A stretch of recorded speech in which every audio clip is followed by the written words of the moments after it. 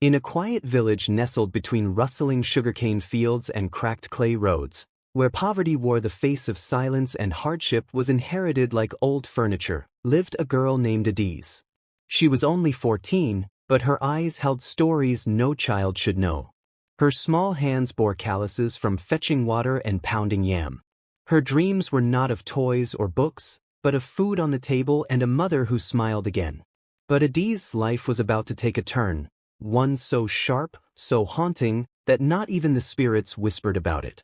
What began as a desperate bid to escape poverty ended in betrayal, deceit, and a DNA test that would tear open the darkest secret of a wealthy home. Adiz was born in the slums of Enugu, in a rundown one-room mud house where she lived with her mother, Chinyu. Her father had disappeared years ago, leaving nothing behind but shame and a string of gambling debts. Chinyu, broken by life, had aged too fast. She was frail, jobless, and constantly ill, barely able to walk. Adiz had become the adult in the house. She missed school more than she attended it. Her classmates had long stopped asking after her. They knew the story: poor girl, sick mother, endless suffering. Then one rainy afternoon, something changed. A tall woman in a black SUV arrived at their compound. Her name was Madame Veronica. Her clothes were imported. Her perfume floated like authority. She spoke with grace but carried menace in her eyes. "I need a maid for my household," she said, glancing at Adiz like one might assess a goat at the market. "Young, obedient, strong. I'll feed her, clothe her, and pay you monthly. It will help with your mother's treatments." Chinyu hesitated. "She's just a child." Madame Veronica leaned closer. "Or would you rather watch your daughter starve in this hellhole?" The words stung. That night, Chinyu cried silently, clutching Adiz. The decision wasn't made from greed, it was made from desperation. 2 days later, Adiz left with a tattered bag and trembling hands. She didn't cry. She just stared at the house as it disappeared behind the dust trail of the car. The mansion in Abuja was another world entirely. Tall white walls, armed security, golden chandeliers, cold marble floors, every corner screamed wealth and power. Madame Veronica's family was one of the most influential in the city. Her husband, Chief Okonkwo, was a retired military general turned businessman. Her teenage daughter, Zara, was a beauty with a venomous tongue. Adiz wasn't introduced as a human being. She was announced as the new help.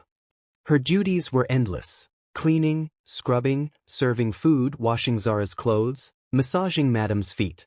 She ate in the kitchen, slept in a corner behind the laundry room, and was ordered never to speak unless spoken to. The house staff whispered often.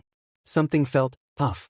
"Adiz," one elderly cook warned, "don't ask too many questions in this house. You're here to serve. Keep your head down." But Adiz was observant. She noticed things, like how Chief Okonkwo never spoke much during dinner. How Zara sometimes screamed at her mother behind locked doors. How Madame Veronica stared at Adiz strangely, sometimes with disgust, sometimes with guilt. Months passed. One day, while cleaning the library, Adiz stumbled across an old photo album. Curious, she flipped through. Her heart skipped. There, on one faded page, was a baby who looked eerily like her. She turned the photo over. Written in smudged ink were the words, "Neka, 2008. That night, she couldn't sleep. Was that a coincidence? The next day, Adiz found Zara screaming into her phone in the garden. "Stop lying to me, Mom.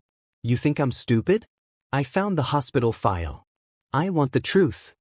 Zara spotted Adiz and stormed off, but the seed was planted. Over the following weeks, tension thickened like smoke in the house. Chief Okonkwo began drinking heavily. Madame Veronica avoided eye contact. One night, Adiz overheard a hushed conversation. "She's back, Veronica," the chief growled. "I told you this day would come. She doesn't know anything. She's just a girl. She looks exactly like Neka." Even the staff are beginning to whisper. "Don't be dramatic," Madame said. "We paid that woman to disappear with her. She was supposed to be gone for good." Adiz dropped the glass she was holding. It shattered. Silence. From behind the curtain, the chief and Madame turned. She ran. The next morning, Madame Veronica sent her out on an errand, to a clinic nearby. She handed her a sealed envelope and told her to give it to the nurse and wait. Confused, Adiz obeyed. The nurse smiled at her and said, "Just a small blood test, dear." "But why?" "Routine," she said. "Nothing serious." Adiz didn't know her life was being weighed in a test tube. 2 weeks later, chaos erupted. Zara barged into the dining room, holding a white envelope. She was crying. "She's not the maid," she screamed. "She's my sister. You lied to me." Chief Okonkwo snatched the envelope and read it. DNA match, 99.998%. The result was undeniable. Adiz was the first daughter of Chief Okonkwo and Madame Veronica, Neka, the baby who had allegedly died during childbirth 14 years ago. But she hadn't died. She had been given away. Adiz's entire world blurred. The house spun. She wanted to scream but had no voice. "How?" she whispered. Madame Veronica broke down. "You were born with a heart defect. The doctors said you wouldn't survive long. I couldn't watch you die. So I gave you to a woman, a poor widow I knew. I thought she'd care for you quietly. We faked your death certificate. Even your father didn't know." Chief Okonkwo's face hardened. "You lied to me for 14 years? You threw away my child like trash." "I was trying to protect myself," she cried. "Your career, our reputation, everything would have collapsed." Zara looked at Adiz in disbelief. "So, she's my real sister?" "Half-sister," Madame snapped, as though that made a difference. The next few days were a storm. Reporters began to sniff around after a hospital worker leaked the DNA test. The house became a war zone. Zara refused to speak to her mother. Chief Okonkwo started sleeping in the guest house. And Adiz, she just stared at her reflection, wondering who she really was. They tried to move her into a proper room, offered her expensive clothes, phones, and tutors. But she refused. "How can I become your daughter overnight?" she asked, tears in her voice. "You made me a maid in my own father's house." For days, Adiz wandered through the mansion like a shadow in her own story. The maids now bowed when they saw her, whispering behind her back, calling her Madame's secret daughter. Some offered sympathy, others, thinly veiled envy. But Adiz didn't feel special. She felt like a mistake, a puzzle piece forced into the wrong picture. Chief Okonkwo tried to make amends. "My child," he said one afternoon, offering her a pearl necklace, "I never knew. Had I known, God knows, I would never have allowed this life for you." Adiz looked at him, her face unreadable. "But you allowed it for a stranger's child." The chief's hand froze midair. Her words cut deeper than silence. Meanwhile, Zara became unrecognizable. The confident, spoiled teenager now moved with uncertainty. She avoided Adiz, unsure whether to hug her or hate her. One night, they crossed paths in the corridor. "I didn't ask for this," Zara blurted out, eyes red. "One day you're washing my clothes." With my sister?" "I didn't ask for this either," Adiz replied softly. Zara stepped forward, her voice trembling. "Did you know? Did you plan all this?" "Plan?" Adiz almost laughed. "Do you think I wanted to be sold like furniture? To clean floors where I should have had a room?" They stood in silence, two girls with the same father but different scars. Elsewhere in the mansion, Madame Veronica began to unravel. The media pressure grew. Relatives whispered about the scandal. Her friends stopped calling. Her perfect world was collapsing. She made one last effort. One evening she invited Adiz to her private study. "I know I failed you," she began, hands shaking. "I was scared. I thought giving you away was mercy. But I was wrong. I want to make things right. Please, let me be your mother again." Adiz stared at her, silent. "You want to be my mother now?" she asked. "You made me sleep on the floor for months. You let your daughter insult me. You watched me wash toilets and carry heavy buckets while you knew the truth." "I didn't know how to tell you," Madame whispered. "I was afraid you'd hate me." Tears welled in Adiz's eyes. "I don't hate you. I pity you. Because you lost something precious and never even noticed." That night, Adiz called the only woman who had ever truly loved her, Chinyu. Mama, she whispered over the phone. I know everything now. I know you're not really my birth mother. But I also know you're the only mother I've ever known. Chinyu sobbed. You will always be my daughter. Blood may speak, but love shouts louder. The days that followed were thick with silence and secrets. Though Adiz had been moved to a guest suite with her own bathroom and soft pillows, she barely slept. She missed her old bed, the creaky mattress on the hard floor beside Chinyu, the quiet hum of village crickets, the scent of palm oil and kerosene. She didn't belong here. She never did. One morning, while walking past the servants' quarters, she saw something that stopped her cold. The elderly cook, Mama Agnes, was arguing with Madame Veronica behind the house. Adiz stayed hidden, listening. She has a right to know, madam, Mama Agnes hissed. You've already lied once. Don't drag more skeletons into this house. Keep your mouth shut. Madame snapped. That woman, Chinyu, was not innocent. She knew who Adiz was. She was paid well to keep her quiet. Adiz's heart nearly stopped. She stumbled backward and ran inside, her chest thumping. Chinyu knew? All these years, the woman she called Mama had lied to her? Shaking, she picked up the house phone and called her. Mama, her voice trembled. Why didn't you ever tell me the truth? Silence. Then Chinyu sighed. Because I loved you. And I knew if you found out, you would leave me. You knew they were my real parents? I knew your mother, Chinyu confessed. She came to me when you were barely breathing. She said you were born with a heart problem and she couldn't handle it. She begged me to take you, gave me money. I had just lost my own child. Holding you felt like God giving me another chance. Adiz sat on the cold tiles, her hand covering her mouth. You were not a burden to me, Chinyu added. You were my blessing. I raised you not because I was paid, but because I couldn't imagine my life without you. Tears streamed down Adiz's face. You're still my mother. Meanwhile, elsewhere in the mansion, Zara was searching too, for answers. Her mother had become reclusive, paranoid. She found locked drawers in Madame Veronica's study, secret calls made late at night. So she did what any curious daughter would do. She broke into one of the drawers. Inside, she found 2 birth certificates. One for Zara Konkwo. Neka Veronica Okonkwo. The date matched Adiz's birthday. Beneath the papers was a worn diary. Zara flipped through the pages, reading entries in her mother's elegant cursive. I'm afraid the child won't survive. The doctors said her heart is weak. I've decided to give her away quietly. I'll tell everyone she died during birth. Chief must never know. He already blames me for losing the first child. If he finds out I abandoned this one too. Zara closed the diary with trembling hands. The truth was worse than she imagined.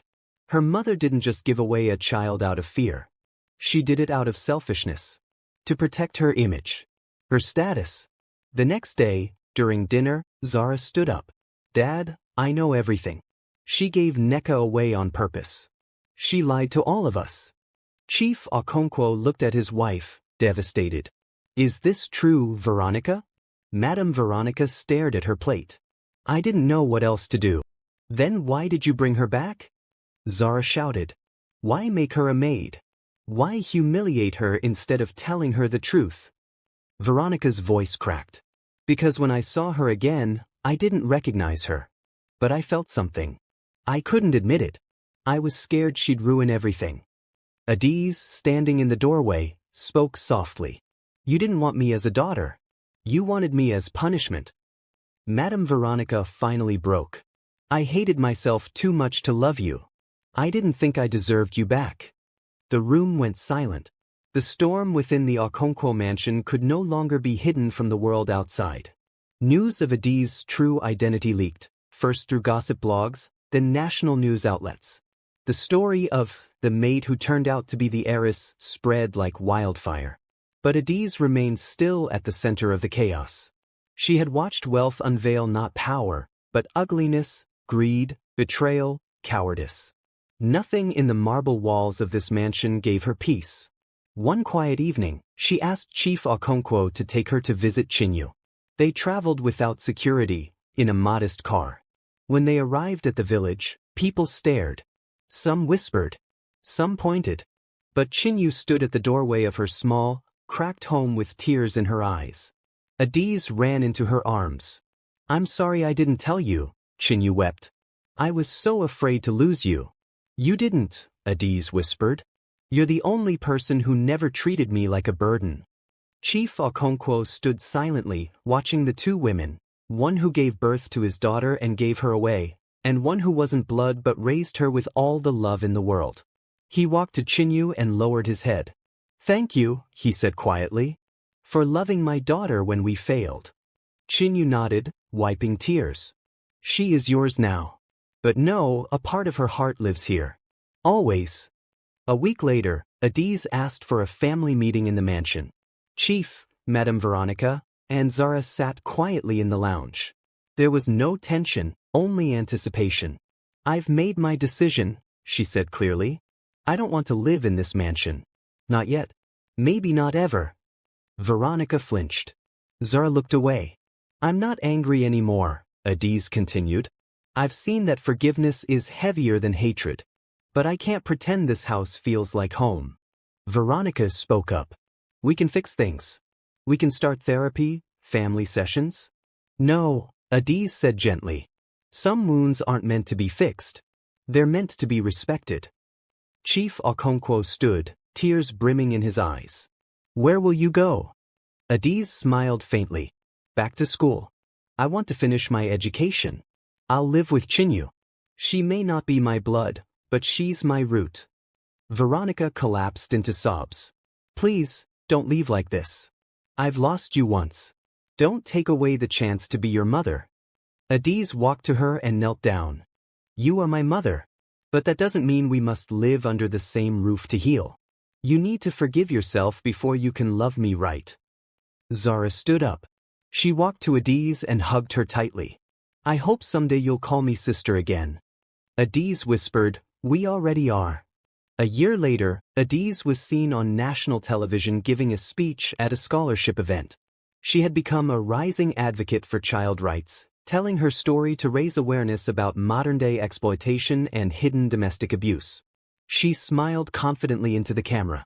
"My story is not about wealth, bloodlines, or revenge. It's about love, the kind that comes not from biology, but from sacrifice and truth." Chinyu sat in the front row, proudly clapping with tears in her eyes. Chief Okonkwo had retired from public life, dedicating his time to building free schools across rural Nigeria.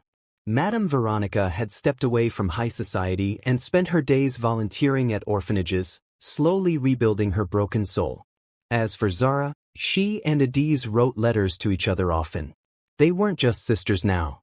They were learning to become friends. This story reminds us that family is not always who gives us life, but who gives us love. That truth, no matter how deeply buried, always finds its way to light. And that even in the face of betrayal, healing is possible when we choose forgiveness over revenge.